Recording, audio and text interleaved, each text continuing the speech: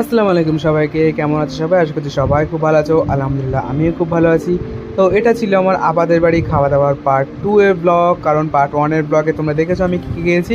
তো আজকে তোমাদের সাথে শেয়ার করবো যে পার্ট 2 এর ব্লগে মানে আপাদের বাড়ি দ্বিতীয় দিনে কী কী খেলাম।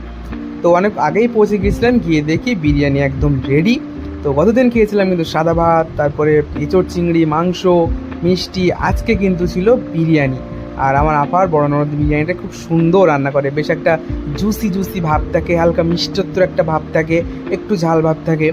তো গুবলু কিন্তু ঘুমাচ্ছিল, ওই জন্য ঘুম থেকে উঠে এসে ওর মেজাজটা একটু গরম টাইপের আছে। তো দুলাভাই কিন্তু ওখানে নিয়ে চলে এসছে বিরিয়ানিটা। আর খাওয়ার জন্য আমি ভীষণ অধীর আগ্রহ, যেহেতু বাড়ির থেকে যেতে মানে সকাল থেকে তেমন কিছু খাওয়া দাওয়া হয় না, এত খিদে পেয়ে গেছিলো, অনেকটা লেট হয়ে গেছিলো। অলমোস্ট তখন 3টে বেজে গেছিলো। প্রথম দিনে খাওয়া দাওয়া একটু তাড়াতাড়ি হয়ে গেছিলো, কিন্তু দ্বিতীয় দিনে খাওয়া দাওয়াটা একটু লেট হয়ে গেছিলো, যেহেতু সব দিন সমান হয় না। আর একদম গরম গরম ধোঁয়া ওঠা বিরিয়ানি, উফ বাবা, আমি বলছি মানে আমার যেন ভয়েস দিতে দিতে মুখের মধ্যে আবার পানি চলে আসছে। আর এত টেস্টি হয়েছিল বিরিয়ানিটা। আর বিরিয়ানির মেন অ্যাট্রাকশন যেটা হলো আলু। আলু ছাড়া কিন্তু বিরিয়ানি একদম অসম্পূর্ণ। তো মাংসটা এতটা সফট হয়েছিল, আর মাংসের ভিতরে মানে মশলা গিয়ে জুস গিয়ে পুরো একদম দারুণ একটা জম্পিস ব্যাপার ছিল।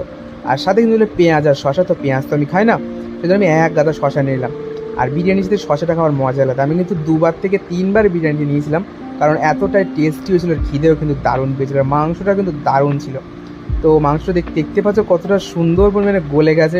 আর এরকম মানে মাংস এরকম গলে না গেলে হয়। তো তারপরে খাওয়া দাওয়া লাস্টে কিন্তু ছিল একটু মিষ্টি। এটা কিন্তু ছিল আমাদের বেবিয়ার মানে দক্ষিণ বেবিয়ার মিষ্টি, মানে আমাদের মার্কেটের মিষ্টি। এই মিষ্টিটার মানে কমলাভোগের টেস্টটা কিন্তু দারুণ এসেছিলো। আর তুমি যদি চাও তাহলে আমাদের দক্ষিণ মার্কেট থেকে এই কমলাভোগ নিয়ে যেতে পারো। মিষ্টি দোকানের ঠিকানা আমি দিয়ে দেবো, তখন জিজ্ঞাসা করতে হবে। সবার শেষে আমার দুলো ভাই আর আপা ভাত খাচ্ছিলো, যেহেতু সবাইকে খাইয়ে দেয় কিন্তু ওরা খাচ্ছিলো। তারপরে বিকালের দিকে একটু ফ্যানটা খেতে হবে, আর মনটা একটু ফ্যানটা ফ্যানটা করছিল। ওদিকে সেলিম ভাই ছিল, সেলিম ভাইয়ের ওয়াইফ ছিল, তারা একটু কাজে পাচ্ছিলো। আমরা গোলবেবি কিন্তু হাতে করে নিয়ে চলে এসেছে, ফ্যানটা আমাকে দেবে তাই, কিন্তু ওরা দেবে না আমাকে। তা আমি নিজে একটু নিলাম। আর আমি কিন্তু মানে কোল্ড ড্রিঙ্কসের মধ্যে ফ্যানটা একটু বেশি ভালোবাসি। তো এই ভিডিওটা কেমন লেগেছে অবশ্যই জানাবে। দেখা হচ্ছে সবার সাথে পরের ব্লগে। টাটা সবাইকে।